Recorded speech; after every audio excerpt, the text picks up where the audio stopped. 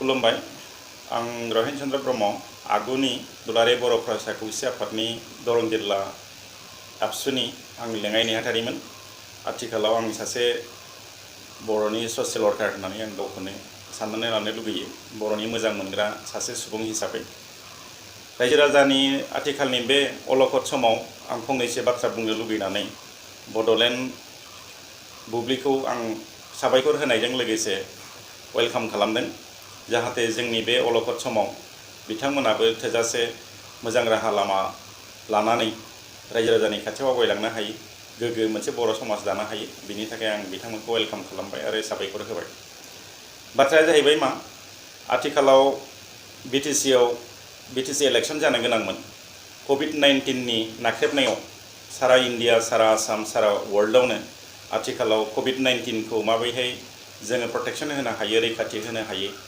बेयावनो दावहा नांगासिनो दङ गभर्नमेन्टआ सारा वर्ल्डआवनो गावबागाव जायगायाव थानानै रायजो राजाखौ बासायनायनि खामानियाव मुखुब मोनसे राहा लामा लानो गोनां जानायाव जोंनि बिटिसिनि इलेक्शना फावसयलांबाय बेयाव जोंहा एसे दुखु थालांबाय थेवबो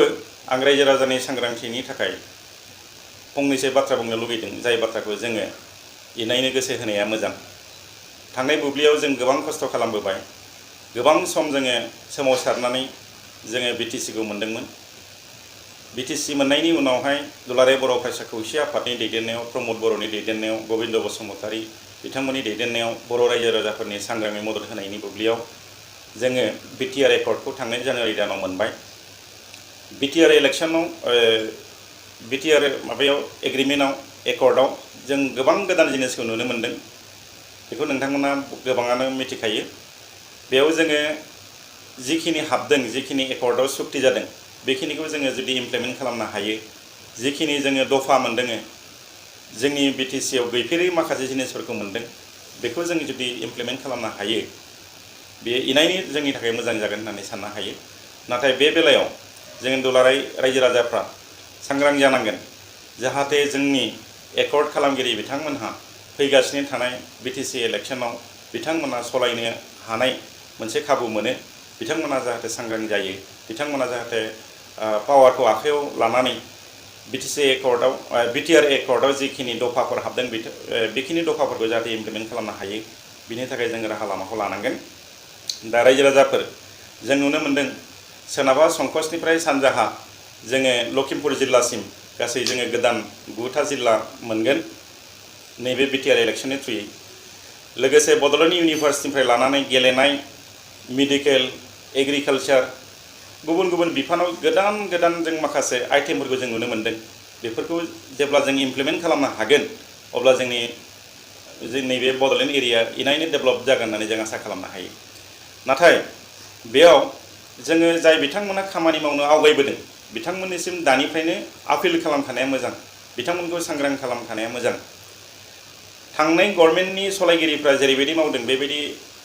मावनानै जोङो सिमा खालामोबा जानाय नङा जोङो गोदान गोदान सोलायनाय राहा लामाखौ लानोबा आं बुंनो लुगैयो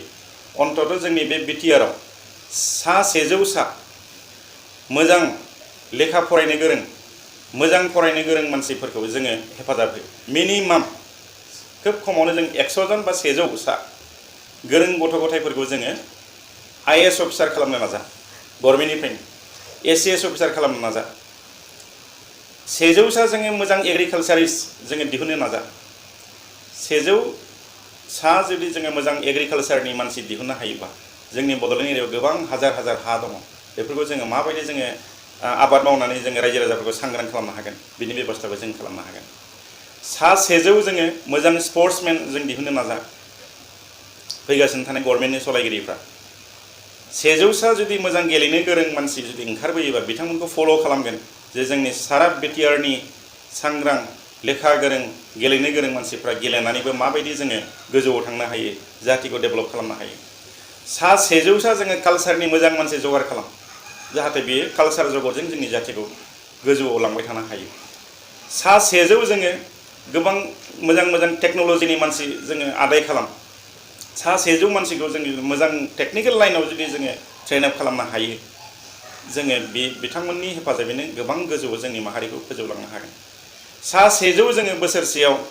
डाक्टर फोरोंनो सेस्था खालाम जाहाथे बे सा 100 डाक्टारजोंनो जाहाथे जोंनि बिटिआर ओनसोलाव जोङो डेभेलप खालामनो हायो। सा 100 जोङो मोजां एडमिनिस्ट्रेशननि मानसि तैयार खालाम जाहाथे बे सा 100 एडमिनिस्ट्रेटरनि थ्रुयैनो जाहाथे जोङो बड'लेण्डखौ गोजौआव लांबाय थानो हायो। दा आथिखालाव जों नुनो मोन्दों COVID-19 समस्याखौ लानानै बाहेरायाव जि बबेबा कम्पानियाव हाबनानै साख्रि मावनाय दंमोन बिथांमोना सरकारनि हांख्रायनाय बायदि इन्डिया गभर्नमेन्टनि बिथोन होनाय बायदि गावबागाव जायगायाव मोनफैबाय। बिथांमोना दा बेकार, बिथांमोननि आखायाव जेबो खामानि गैया, गावनि न'आव जि एसे एनै हा हु दंमोन बेबो माने आनइउटिलाइज, खुनु खामानियाव बाहायनाय जायाखै। दा बैफोरबायदि बेकार सेंग्रा सिख्ला लाइमोनफोरखौ रायजो राजाफोरखौबो जोङो लानानै माखासे पलिसि लानांगोन जाहाथे बे बेकार समस्याया थाबैनो जोबनानै थाङो आरो जोंनि समाजाव गोग्गो मोनसे थासारि लाबोनो हायो। बेफोरखौबो लानानै फैगासिनो थानाय गभर्नमेन्टआ जाहाथे मोजां प्लान पलिसि लानो हायो बेबायदि जोङो परिकल्पना खालामनांगोन, प्लेनिं लानांगोन। दा बेखिनि बाथ्राखौ आं बेनि थाखायनो बुंदों जोङो सोलायनायखौ लाबोनांगोन। सोलायनायखौ लाबोनोब्ला जों मा खालामनांगोन, फैगासिनो थानाय बिटिसि इलेक्सनाव जोङो मोजां बिजाथिखौ जोङो देरहाहोनो हानांगोन। मोजां बिजाथिया बेखौनो जोङो बुंनो लुगैदों जाहाथे बिथांमोना एकर्ड खालामनायनि गासै दफाफोरखौ जाहाथे मोजाङै स्टाडि खालामनानै रग' रग' जाहाथे मोगथाङाव इमप्लिमेन्ट खालामनो हायो, बे सिन्था धारणाखौ खालामनो हायो, बेफोरबायदि बिजाथिखौ जोङो लाबोनो हानांगोन। लोगोसे आङो रायजो राजाफोरखौ खावलायनो लुगैदों बिटिसिआव आथिखालनि थासारिखौ जोङो नुनानै गोबां दुखु मोनदों। बिटिसि एडमिनिस्ट्रेसनावबो जाहाथे जोङो सोलायलाय लाबोनो हायो बिनि बेबस्थाखौबो जों खालामनांगोन। दा बेफोरबायदि माखासे गुवार आरो गोथौ बाथ्राखौ लानानै फैगासिनो थानाय बिटिआर इलेक्सनाव, बिटिसि इलेक्सनाव जाहाथे गासैबो रायजो राजाफ्रा मोजाङै सांग्राङै गोसो गोथौयै जाहाथे बाहागो लायो। आथिखालाव एकर्ड खालामनाय बिथां दैदेनगिरिमोनखौ जाहाथे आखायाव पावार लानानै जाहाथे खामानिखौ मावनो हायो बिनि मोजां सिन्था धारणाखौ खालामनांगोन। बिथांमोननो जों जाहाथे माबायदि पावारखौ गथायनो हायो बिनि बेबस्थाखौ जों खालामनांगोन। गणतन्त्रआव रायजोआनो राजा, जोङो मोनसेल' भट होनायनि गेजेरजों मोजां सरकार जों लाबोनो हायो, मोनसे परिबर्तन लाबोनो हायो। आरो परिबर्तन जुदि लाबोआब्ला जों बेयावनो बे जुदि थाबाय थायोबा जोंनि गेजेराव जेबो सोलायनाय फैनाय नङा। बेखायनो आं गासैबो रायजो राजाफोरखौ खावलायदों खुनु दावराव दावसि खालामालासिनो, बेले बेसे खालामालासिनो, नांलाय खमलाय खालामालासिनो, बुलाय सोलाय खालामालासिनो गणतन्त्रखौ आखायाव लानानै नोंनि आंनि बेसेन बहा मोनसे भटजोंनो जाहाथे जों मोजां गभर्नमेन्ट जाहाथे लाबोनो हायो बे सिन्ताखौ खालामनानै आवगायलांनो हायो।